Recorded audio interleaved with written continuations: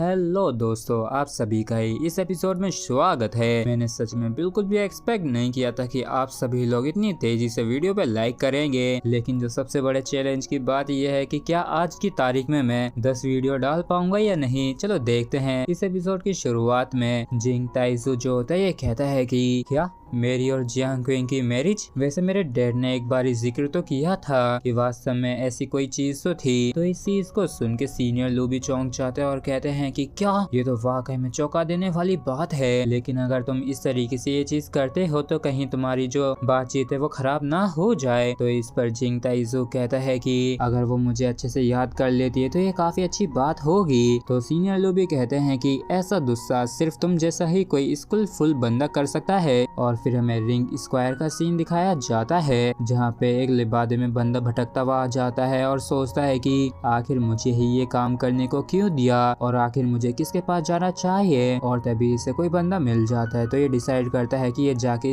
इसी बंदे को दे देगा। और हम देखते हैं कि ये बंदा और कोई नहीं यू लांग होता है। और यू लांग की ऐसी हालत को देख के ये बंदा भी खुश होते हुए सोचता है कि ये जो बच्चा है ये बिल्कुल किसी फकीर जैसा दिखता है जिसके पास पैसों की भारी कमी है। और ये तुरंत यू लांग को नोटों की गड्डी देते हुए कहता है कि ब्रदर तुम्हारे भाग्य खुल चुके हैं। और इस चीज को सुन के यू लांग भी चौंक जाता है। और ये बंदा जो होता है ये कहता है कि बस तुम इन पर्चों को बांट दो और ये जो 1 लाख रुपए हैं ये तुम्हारे हो जाएंगे। तो इस चीज को सुन के यू लांग खुश हो जाता है और ये कहता है कि ब्रदर तुम्हारी नजर सच में काफी अच्छी है लोगों को तलाशने में, क्योंकि इस तरीके की चीजें करना मुझे काफी अच्छी तरीके से आता है। तो ये बंदा जो होता है ये पर्चे पकड़ाते हुए जाते हुए कहता है कि चलो ठीक है लोगों को ढूंढ ढूंढ के पकड़ाते रहना। जबकि इस तरफ यू लांग के काफी तगड़े वाले होश उड़े हुए होते हैं और ये सोचता है कि भैंस की टंग आखिर ये कैसा कंटेंट है। असल में ये कमीना मेरे ब्रदर लीलो को टारगेट करने की कोशिश कर रहा है। और यू लांग जो होता है तुरंत इस बंदे के पास पहुंच जाता है और कहता है कि अरे ब्रदर आखिर कहाँ जा रहे हो।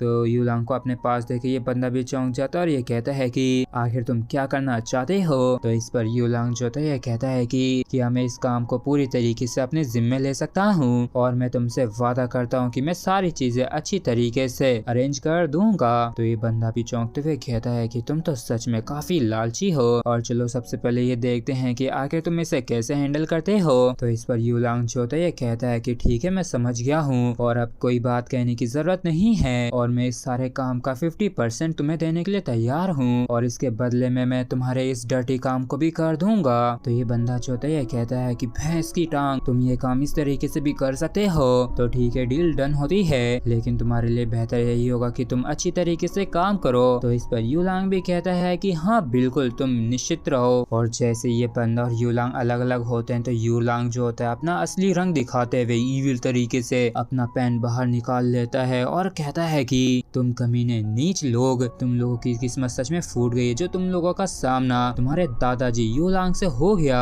और ये दद्दू तुम्हें दिखाएंगे कि असली दर्द कैसा होता है। और फिर हमें तकरीबन 1 घंटे बाद का सीन दिखाया जाता है जहाँ पे कुछ लड़कियां जो होती हैं जिंग ताइजू को ही देखते हुए कहते हैं कि अरे वो तो जिंग ताइजू है ना, ये तो वाकई में इसके साथ काफी बुरा हुआ। और जैसे जिंग ताइजू इन लड़कियों को अपने आप को ऐसे देखते हुए नोटिस करता है थोड़ा परेशान होते हुए कहता है कि आखिर मुझे ऐसा क्यों महसूस हो रहा है जैसे कि वो जो लड़कियां हैं वो अजीब तरीके से मुझे देख रही हैं। तो सीनियर लोग बत्ती सी दिखाते हुए कहते हैं कि उनको तुम काफी हैंडसम लग रहे हो और वैसे भी तुम एक ऐसे बंदे हो जिसके पास 10-10 गर्लफ्रेंडे हैं और देखो ये तो हमारे ही दिए हुए पर्चे हैं। तो ऐसा दिखता है कि ये चारों तरफ ही फैल चुके हैं और एक तरीके से हमारा पैसा बर्बाद नहीं किया है। और तभी इनमें से एक पर्चा उड़ता हुआ जिंग ताइजू के पास आ जाता है। जबकि इस पर्चे को देखते हुए जिंग ताइजू कहता है कि हाँ तुमने बिल्कुल सही कहा, पैसा जो है कोयले को भी कोहिनूर में बदल सकता है। और इन पर्चों में लिखा हुआ था कि एक काफी धमाकेदार खबर रिवील हुई है। ऐसी अफवाहें हैं कि जिंग ताइजू जो है मिंकिंग एकेडमी से उसका पास्ट में जियांग क्विंग के साथ थोड़ा रिलेशन रह चुका है और बचपन में इनकी फैमिलीज के जो इरादे थे इनकी शादी करके दोनों ही फैमिलीज को एकजुट करने के थे।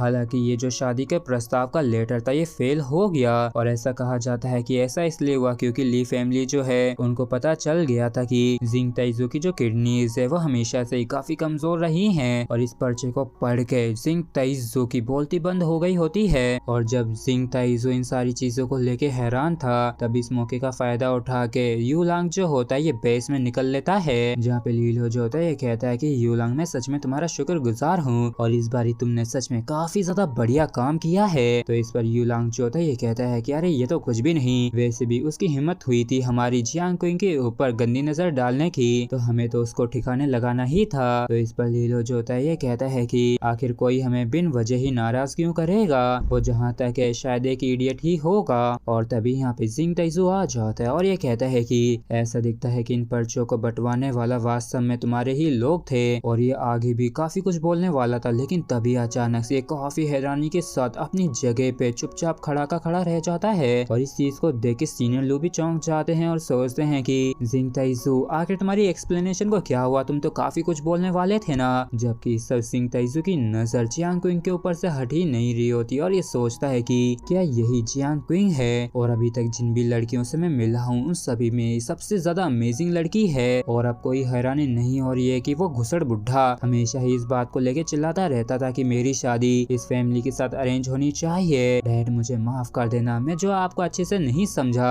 और तभी लीलो जो होता है ये कहता है कि क्या वो तुम ही हो जिसने ये मैसेज भेजा था कि तुम हमसे मिलना चाहते हो, और ऐसा देखता है कि तुम तो वही लेजेंडरी वीक किडनी वाले जिंग ताइजू हो। तो जिंग ताइजू जो होता है ये कहता है कि बकवास मत करो, मैं ग्रेट जिंग ताइजू हूँ। तो लीलो जो होता है ये कहता है कि इसी से फर्क नहीं पड़ता है कि आखिर तुम कहाँ अपनी वीकनेस दिखाते हो, लेकिन तुमने जो ये अफवाहें फैलाने की कोशिश की है तो मेरे मिंग किंग एकेडमी के दोस्तों तुम लोगों ने सच में मुझे गुस्सा दिला दिया है। तो जिंग ताइजुआन जो होता है इस पे भड़कते हुए कहता है कि तुम्हें क्या लगता है कि तुम कौन हो, और इस चीज का तुम्हारे साथ कोई भी लेना देना नहीं है। तो लीलो जो होता है जियांग क्विंग की तरफ जाते हुए कहता है कि मैं होली स्टार एकेडमी से ली लुओ हूँ, जो कि ली ताइजुआन का बेटा है और इसके अलावा जियांग क्विंग का फियांसे भी। और लीलो को इस तरीके से बोलता देख के जियांग क्विंग भी हैरान होती है, जबकि जिंग ताइजू कहता है कि ओ तो तुम ही ली लुओ हो, मैं तुम्हें याद रखूंगा। और इसके साथ ही फ्रेंड्स हमारा एपिसोड यहीं पे खत्म होता है। अगर आप लोगों को वीडियो अच्छा लगा हो तो प्लीज चैनल को सब्सक्राइब और वीडियो को लाइक करना बिल्कुल भी ना भूलें। Thank you.